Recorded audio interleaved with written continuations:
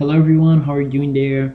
Andrea here again. I want to show you today a very interesting experiment that is called the Marshmallow Test. Okay, and maybe you have heard about it.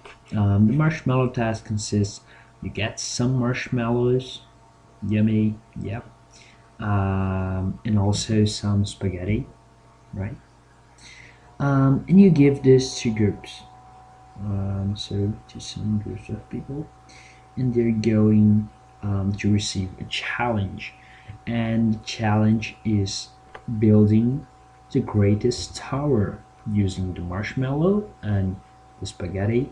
They should build um, the biggest tower they can with this material, and they need to put the marshmallow in the top, but that doesn't make that much of a difference. They need to make the biggest tower they can. And a very interesting thing is that we can basically um, divide the guys in the experiment. This experiment has been run with lots and lots of people, and some people, they just go and they start planning when they receive the challenge, and is there like 10 minutes, and you go like and say go, and they start planning. So they get some paper, some pen, and they draw, oh, our tower is going to be this, and maybe it can stand like this, and we'll put the marshmallow here, and we'll use a triangular structure, and it's going to be pop pop pop, yeah. And they spend some time here, maybe, I don't know, maybe 5 minutes, half their time, and then they go to try to put the structure up. So they try to build their tower of marshmallow and spaghetti. And another group, different one, they do it a little differently. Oh, that's not that beautiful. They do it a little differently. They just go and they start doing it from the beginning. So there's no planning for them, they just don't do it. They start building it. And what will happen at the first time it fails, so it's in the floor right there, and they will just try again to build a tower, and it will fail, and they'll try again, and in the end they will have some marshmallow tower. Okay, and what is really interesting is that when you compare this kind of group with the planning and this guy, guess what, the results are way better in this side. And another really interesting result is that kids, when they put kids in this experiment to compete against business business administrators, the kids had a way better result, even with these guys like, I don't know, maybe 30 years old, and we have like 5 years old, and the kids always win because they use this method. They don't plan a lot, they just start doing, they start failing and building again. Okay, and that's very interesting because it makes us question, so planning isn't good, like planning, why does this happen? Planning is a bad thing to do. And a pretty interesting conclusion is, no, of course not. Sometimes planning will be good, but we should look at two things. First, what is um, the chance of failure? So I'm looking about failure. Okay, so what is the risk that I have when I do the thing? And second, what is the knowledge that I have when I'm doing it? So risk, knowledge. Uh, and when we evaluate these guys, they will come for us with a conclusion. So you're going to see, is my risk big or small? Oops, big or small? Is my knowledge high or little? And what will happen is when we look to the marshmallow test, what do we have? What is the risk of failing? If like in the third minute your tower goes to the floor, what is the problem? The risk is low, it's pretty low, you know? And where is the knowledge? Is there any expert in putting the marshmallow and the spaghetti up? Considering that there are not any architects and civil engineers there, knowledge is really low. They don't know how to build a structure. And in this case, what is the result when you have low risk and low knowledge?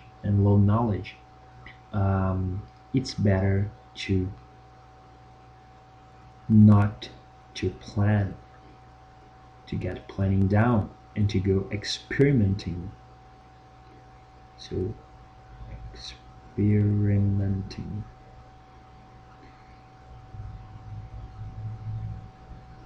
right? So to build experiments, just try it. Go and try it. Oops. Just go and try it. Okay.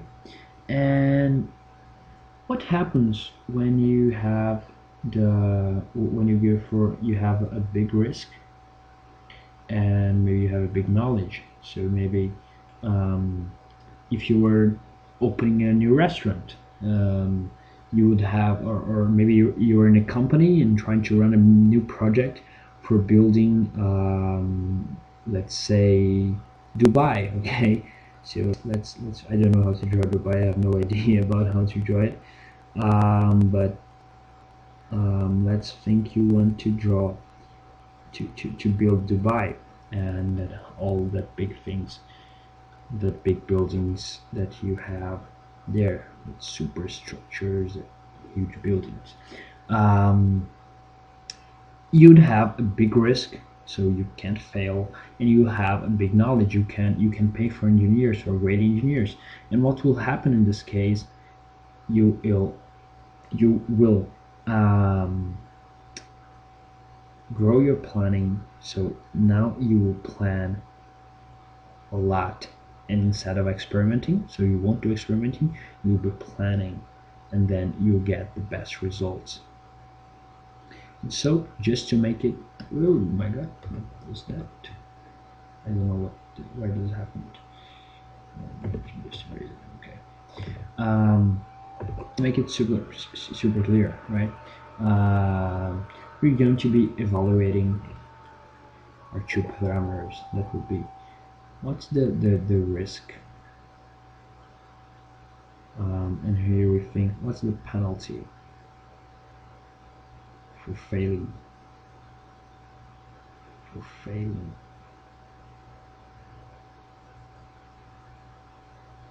And the knowledge, how much knowledge, how much do you know about it? Okay. And um, when we have high risk, right, and high knowledge, what we'll do, high risk, high knowledge was the last thing that we saw there. We're going to do a lot of planning, we plan a lot. And what will happen when you have low risk and low knowledge? The consequence is you will just switch colors. You will plan a little, or you just won't plan. And what do you do instead? You will be testing, experimenting, right? And I hope you can get that idea, right? And that's really insightful, because that's pretty much the logic for running projects. So just getting a little color here. Projects. Now we're thinking about projects. And this first case, it's pretty much what we have in corporate projects.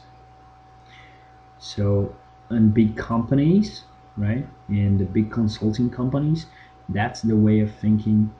And this one, when you don't have a lot of planning, you have a lot of testing, is the entrepreneur